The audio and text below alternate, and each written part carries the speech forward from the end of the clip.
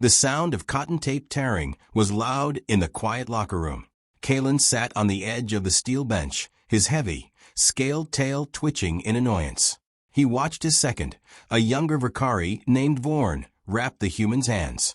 Or rather, Vorn was supposed to be wrapping the human's hands, but the human was doing it himself. Marcus Vance sat perfectly still. His eyes were closed. His breathing was slow, deep, and rhythmic. He pulled the white cotton tape tight around his knuckles, wrapping his wrists with a mechanical precision that made Kalen's upper lip curl in disgust. "You are making a mistake, human," Kalen rumbled. His voice was deep, vibrating through the thick, bony plates of his chest. "You do not need to wrap your hands. The gloves are large. The rules forbid lethal strikes. You will not break your fragile bones if you simply stand still and accept your defeat." Marcus did not open his eyes. He bit the end of the tape, tore it cleanly, and smoothed it down. "I wrap my hands to protect them, Kalen. Not to protect you." Kalen let out a sharp, barking laugh. The sound echoed off the tiled walls. Arrogance, a classic trait of a weak species. You humans are soft. You have no natural armor. Your skin tears if you look at it wrong. Your bones snap under a fraction of my weight. And yet, you call this sport a martial art. It is a dance for children.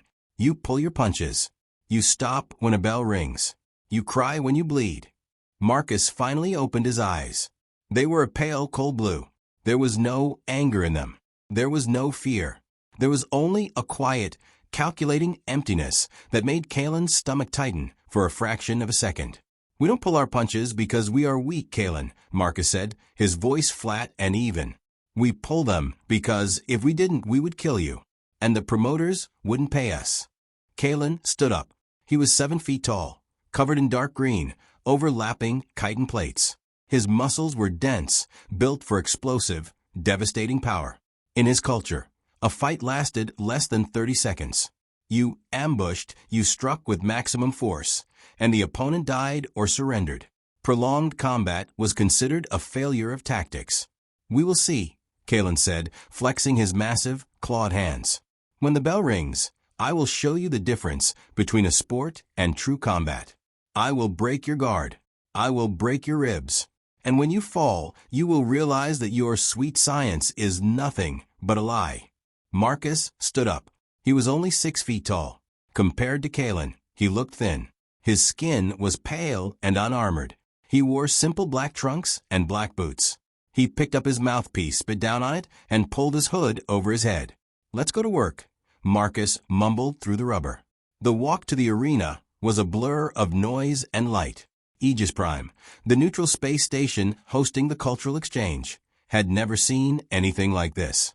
The grand arena was packed with thousands of spectators from 100 different worlds. The air smelled of ozone, sweat, and roasted meats from the concession stands. Kalen marched down the tunnel first. He roared as he entered the light, beating his chest. The crowd cheered. They loved the Vakari. They were terrifying, majestic, and violent. Kalen stepped into the ring, bounced on his toes, and threw a few lightning-fast jabs at the air. The sound of his fists cutting through the atmosphere was like a cracking whip. He felt great. His fast-twitch muscles were primed. His adrenaline was spiking. He was ready to end this in 10 seconds. Then Marcus walked out. There was no music. There was no roaring. Marcus walked down the tunnel with his hands raised, his face completely blank. He slipped through the ropes, stepped into the center of the ring, and waited. He didn't bounce. He didn't shake out his limbs. He just stood there, looking at Kalen. The referee, a tall, multi-limbed insectoid named Xyler, called them to the center.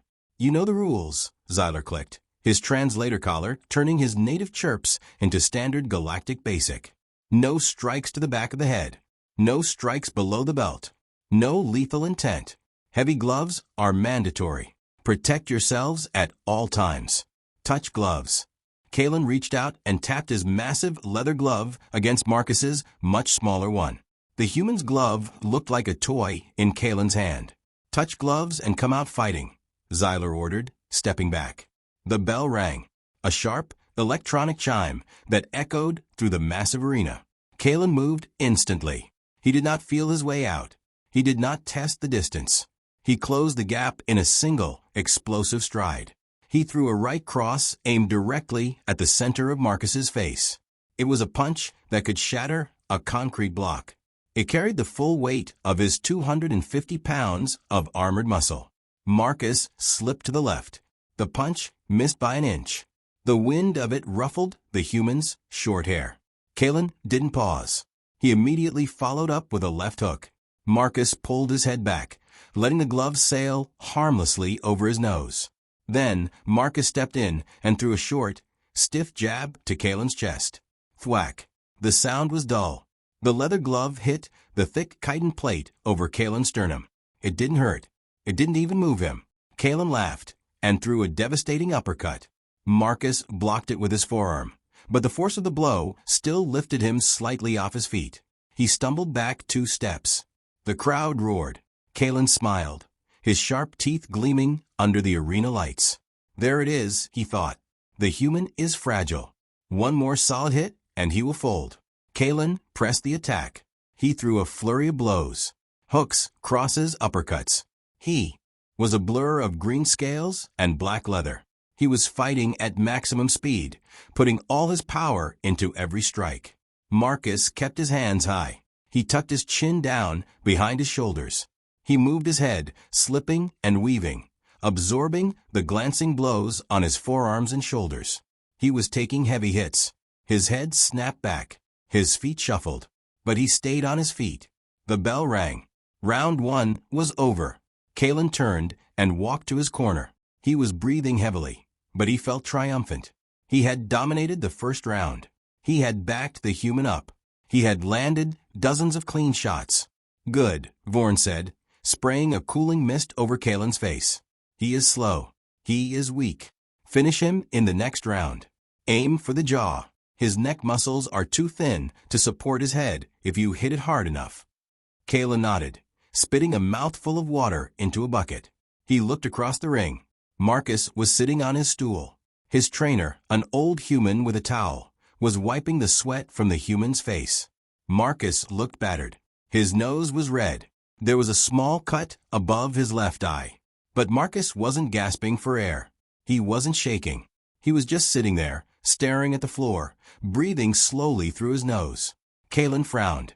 He took a lot of damage, Kalen thought. Why is he so calm? His heart rate should be spiking. His nervous system should be in shock. The bell rang for round 2. Kalen came out of his corner with the same explosive speed. He wanted to end it quickly.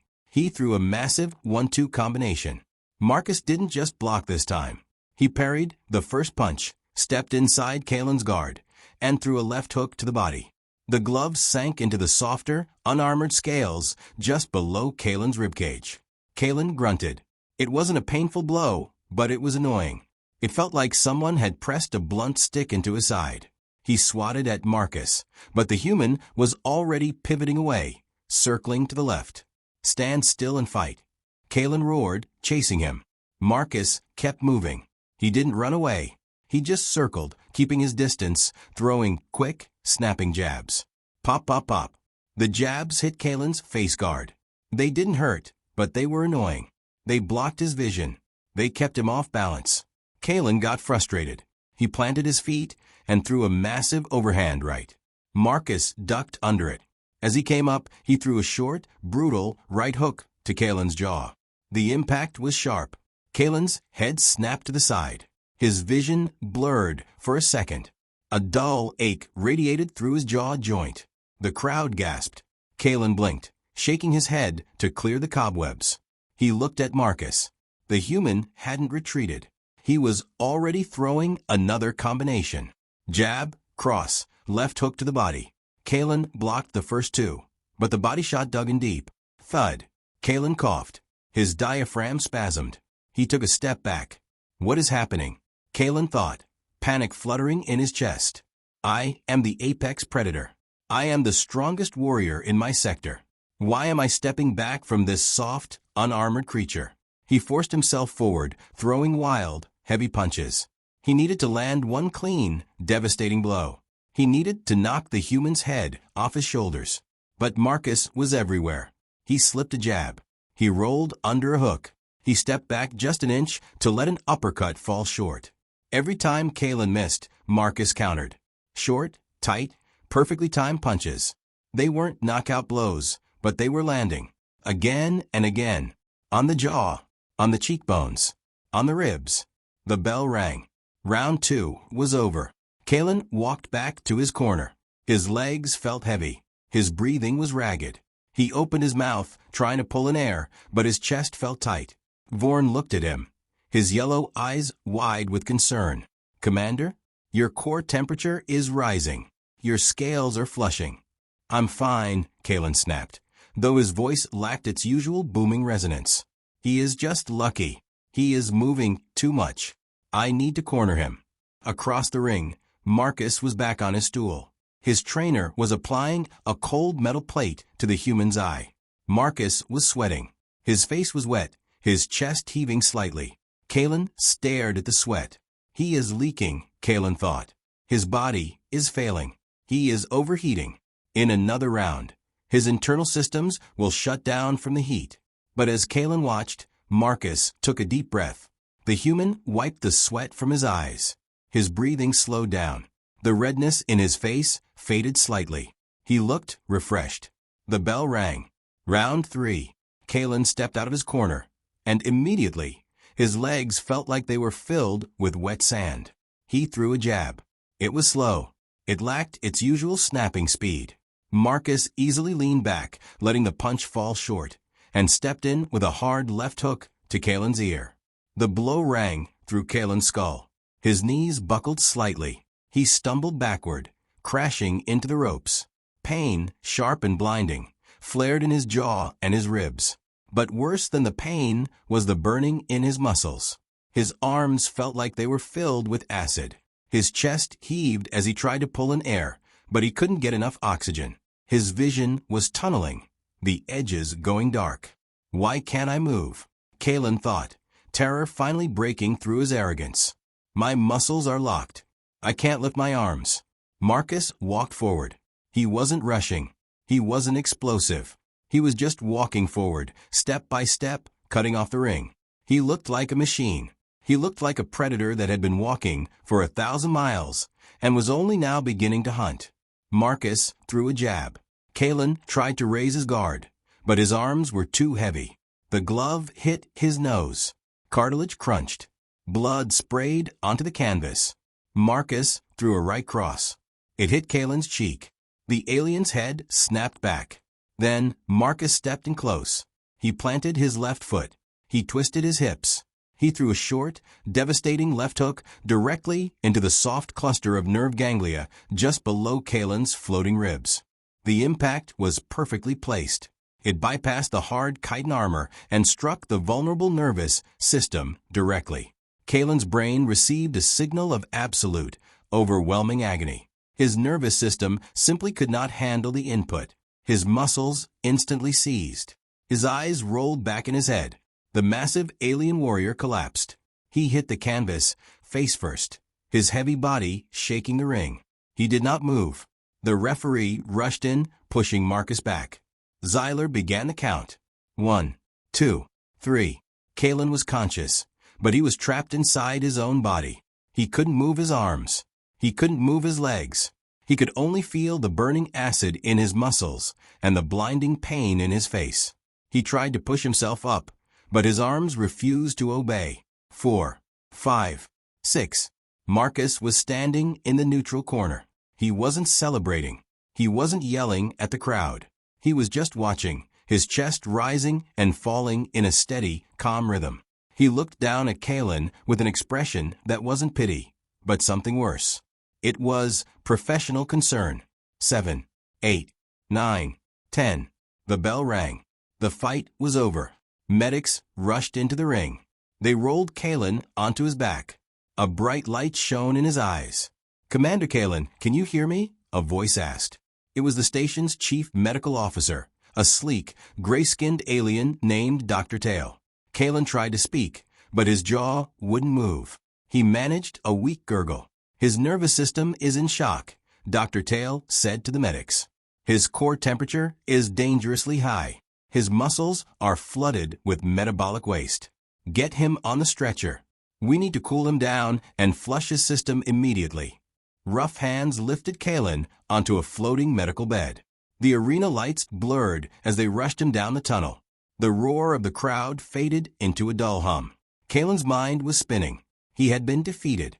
He had been broken. But the worst part was that he didn't understand how. He hadn't been outfought. He had been outlast. And that terrified him more than any punch.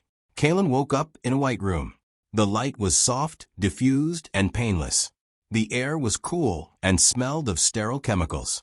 He was lying on a soft, contoured bed. Tubes ran from his arms, pumping cool, nutrient-rich fluids into his veins. He tried to sit up, but a sharp pain in his ribs stopped him. He gasped, falling back against the pillows. "Stay down, Commander," a voice said. Dr. Tail stepped into his field of vision. The doctor held a transparent datapad. His gray face was unreadable. Where am I?" Kalen croaked. His jaw felt wired together. His tongue felt too large for his mouth. "You are in the Advanced Recovery Ward of Aegis Prime Medical," Dr. Tail said. "You have been unconscious for 14 hours. You suffered a severe concussion, a fractured mandible, 3 cracked ribs, and systemic metabolic failure." Kalen closed his eyes. The memory of the fight came rushing back. The burning in his muscles. The inability to move. The human walking forward, step by step. "The human," Kalen whispered. "Marcus. Did he use a weapon? A neural disruptor? A toxin?" Dr. Tail let out a short, dry sigh. "No, Commander. He used his fists. Just like you." "That is impossible," Kalen said, anger flaring in his chest, though it made his ribs ache. "I am a Vakari. My muscles are 3 times denser than a human's. My strikes generate enough force to shatter bone. He should have been dead after the first exchange. Why didn't he fall? Why didn't his body shut down?" The door to the room slid open. General Rax walked in. Rax was Kalen's commanding officer. He was older, his scales faded to a dull olive, his face covered in the scars of 100 quick, brutal victories. He walked to the side of the bed and looked down at Kalen. "I heard you challenged a human to a sparring match," Rax said, his voice calm. "I challenged a weakling," Kalen spat. "I wanted to show the galaxy that their sports are a joke. But, General, something is wrong with the human. His body is broken, but he did not stop. He took my hardest strikes and kept moving. He is a monster." General Rax pulled up a chair and sat down.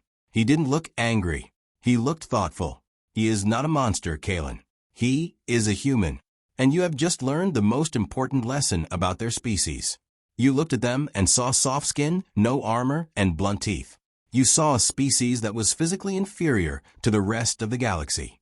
"They are," Kalen said. "In a sprint, yes," Rax agreed.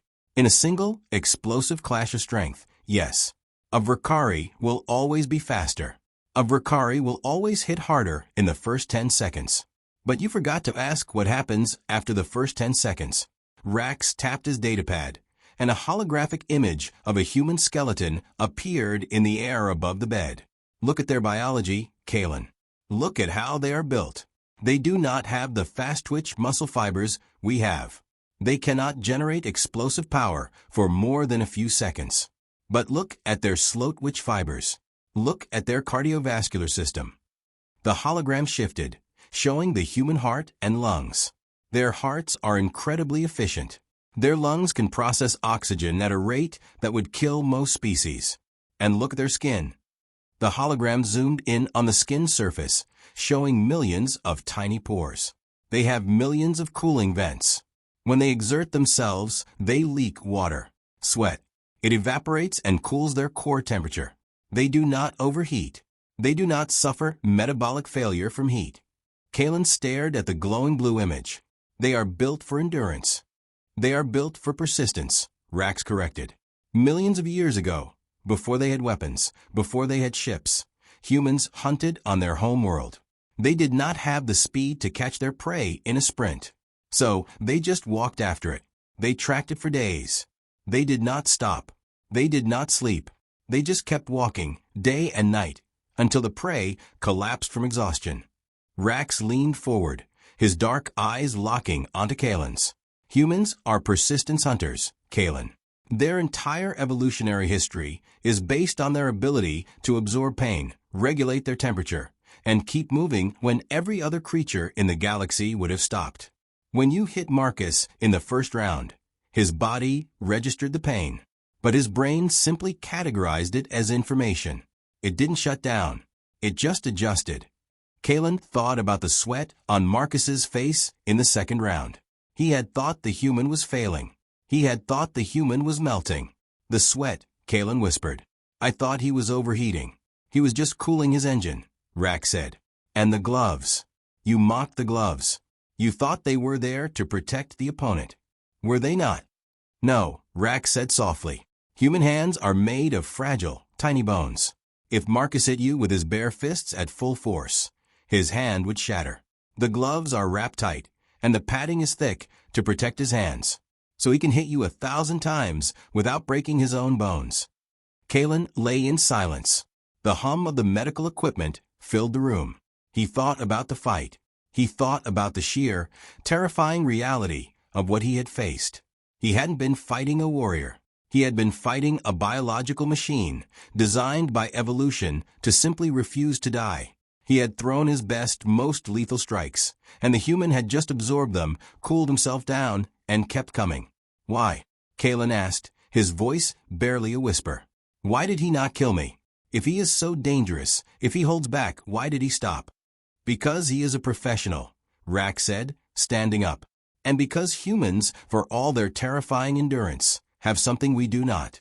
They have restraint. They understand that true strength is not just the ability to destroy, but the ability to choose not to. He stopped when you could no longer defend yourself. He showed you mercy. Mercy. The word felt foreign in Kalen's mouth. In his culture, mercy was a weakness. It was a failure to finish the job. But as he lay in the bed, feeling the ache in his broken jaw and the soreness in his exhausted muscles, he realized how wrong he had been. Restraint wasn't weakness. Restraint was the ultimate display of power. Marcus Vance could have kept hitting him. He could have shattered his skull. But he chose to stop. General, Kalen said, looking up at his commander. When I am healed, I need to speak to Marcus. Rax nodded slowly. I will arrange it. But Kalen, when you speak to him, do not challenge him again. And do not mock his sport. You have learned the truth. Humans are not weak. They are the apex predators of this galaxy, not because of their claws or their armor or their speed. Rax walked to the door and paused, looking back at his broken warrior. They are the apex predators because when the rest of the universe gets tired, they just keep walking. The door slid shut. Kalen was left alone in the quiet, white room. He closed his eyes and drifted into a deep, dreamless sleep. For the first time in his life, he didn't dream of quick, bloody victories. He dreamed of a long, endless road. And at the end of the road, walking steadily, without breaking a sweat, was a human in black trunks.